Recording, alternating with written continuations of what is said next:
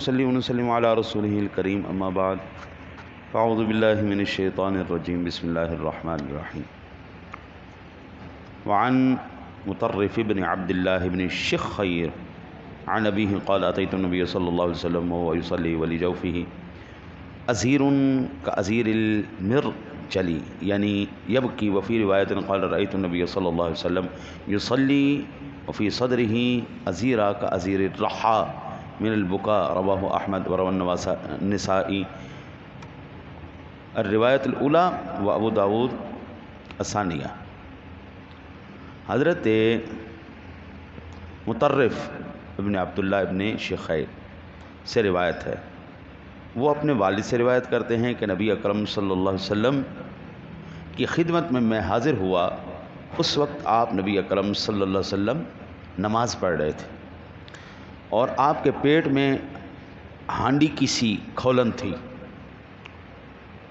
ہانڈی جب کھولتی ہے نا جی، آپ نے وہ دیکھا نا کہ کیسے آوازیں نکلتی ہیں اس میں سے، یعنی تو کہتے ہیں اس طرح آپ کا پیٹ کھول رہا تھا. یہ عربی میں اس وقت لفظ استعمال کیا جاتا ہے جس وقت کوئی بندہ رو رہا ہو.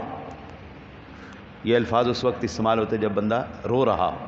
یعنی وہ کہتے ہیں کہ میں نے حضور نبی اکرم صلی اللہ علیہ وسلم کو دیکھا، نماز پڑھ رہے تھے اور نماز کے اندر رو رہے تھے. جس طرح ہانڈی کھولتی ہے، ہاں جی، آوازیں آتی ہیں اس میں سے، اس طرح حضور رو رہے تھے. اچھا، اور ایک روایت میں فرماتے ہیں کہ حضور نبی اکرم صلی اللہ علیہ وسلم کو نماز پڑھتے ہوئے دیکھا کہ حالانکہ آپ کے سینے میں رونے سے چکی کی سی گرگراہٹ تھی. آج کل تو چکیاں وہ نہیں ہیں، پہلے پتھر کی چکی ہوتی تھی، پتھر دونوں باٹ جو ہے نا پتھر کے ہوتے تھے، اور اس کو وہ پتھر کی پھر نا ایک آواز گھڑ گھڑ کر کے پیدا ہوتی تھی. تو کہتے ہیں میں نے اس طرح حضور نبی اکرم صلی اللہ علیہ وسلم کے سینے سے گرگراہٹ کی یعنی رونے کی آواز کو میں نے سنا. اور نسائی نے پہلی روایت اور ابو داؤد نے دوسری روایت کو نقل کیا. یاد رکھیے، میرے تیرے نبی کائنات میں اپنی زندگی مبارکہ کے اندر صرف 2 وقتوں میں روئے ہیں.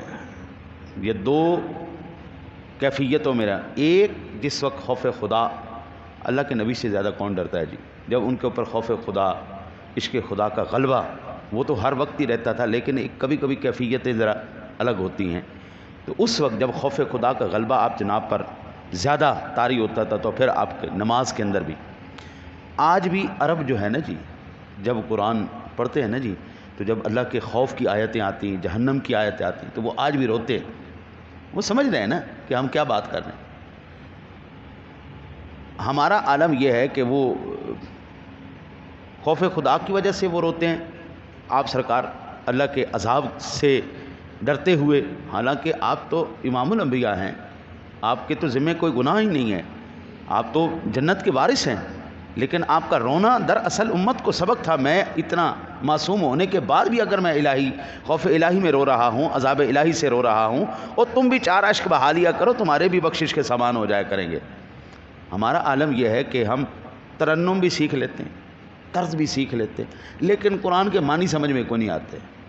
ایک مولانا قاری صاحب، وہ نا نماز میں روئے جائیں اور ایک آیت بار بار پڑھی جائے، وَيَسْأَلُونَكَ عَنِ الْمَحِيضِ وَيَسْأَلُونَكَ عَنِ الْمَحِيضِ، اور آپ سے سوال کرتے ہیں حیض کے بارے میں. اب اس کو بار بار دہرا رہا ہے اور بار بار روئے جا رہا ہے. او بندہ خدا، کیا ہو گیا تجھے؟ وہ آپ سے حیض کے بارے میں پوچھتے ہیں، یہ رونے والی بات ہے؟ یہ جہنم کا ذکر آئے پھر رو، ہاں جی، پتہ کوئی نہیں. سر بھی آ گئے، ترنم بھی آ گئی، وہ عرب کا انہوں نے لہجہ بھی اختیار کر لیا، لیکن بیچ میں کیا کہا جا رہا ہے وہ پتہ ہی کوئی نہیں. اب حیض رونے والی بات ہے؟ وہ اللہ کا عذاب رونے والی بات ہے، جہنم رونے والی بات ہے. جب جہنم کا تذکرہ آئے، جب عذاب کا تذکرہ آئے، جب اللہ کی پکڑ کا تذکرہ آئے، پھر روئے بندہ، ہاں جی. اور وہ بعض جو سادہ بندے تھے وہ کہنے لگے مولوی صاحب نے بیچارے نے قرآن ہوندا نہیں نا، اس واسطے نماز چ یاد کر رہا ہے. اور 20-25 باری تو ایک کوئی گل کری جانا، تو ویک تے صحیح، اللہ دے بندیا تیرے پیچھے ہر کھڑا ہونے والا جاہل نہیں ہے. آپ کے پیچھے ہر کھڑا ہونے والا جاہل ہے نہیں. ہم سے بڑے بڑی بلائیں آگے بیٹھی ہوتی ہیں، صاحب علم شخصیات بیٹھے ہوتے ہیں. اس لیے آپ جب بات کریں، کوئی عمل کریں، اس کے لیے تھوڑا سا احتیاط بھی کریں نا. اچھا، ایک تو حضور اس لیے روئے عشق الہی میں، خوف خدا میں. دوسرا، حضور امت کی بخشش کے لیے روئے. ہر وقت حضور کو فکر تھی نا جی، بس اپنی امت کی فکر تھی. رب حبلی امتی، یا اللہ میری امت کی بخشش فرما دے، یا اللہ میری امت کی. میں کہتا ہوں حضرت جی کائنات عالم کے اندر جتنا تیرا میرا سونا نبی اپنی امت کے اندر رویا ہے، کائنات میں کوئی بھی اتنا نہیں رویا آپ کی امت کی فکر میں، بخشش کے لیے. کل قیامت والے دن جب رب کریم ارشاد فرمائے گا وَمِنَ اللَّيْلِ فَتَهَجَّدْ بِهِ نَافِلَةً لَكَ عَسَىٰ أَن يَبْعَثَكَ رَبُّكَ مَقَامًا مَحْمُودًا. پیارے محبوب آؤ، آج ہم آپ کو مقام محمود عطا فرماتے ہیں. ادھر بیٹھو سونے. جب حضور مقام محمود پر ہوں گے، امت آئے گی، حضور وہاں سے اتر کر اللہ کی بارگاہ میں سجدہ ریز ہو جائیں گے، اور وہ سجدہ ریزی بھی حضور کی اپنی ذاتی مفاد کے لیے نہیں ہوگی، وہ سجدہ ریزی بھی امت کی بخشش کے لیے ہوگی. اللہ رب العالمین ارشاد فرمائے گا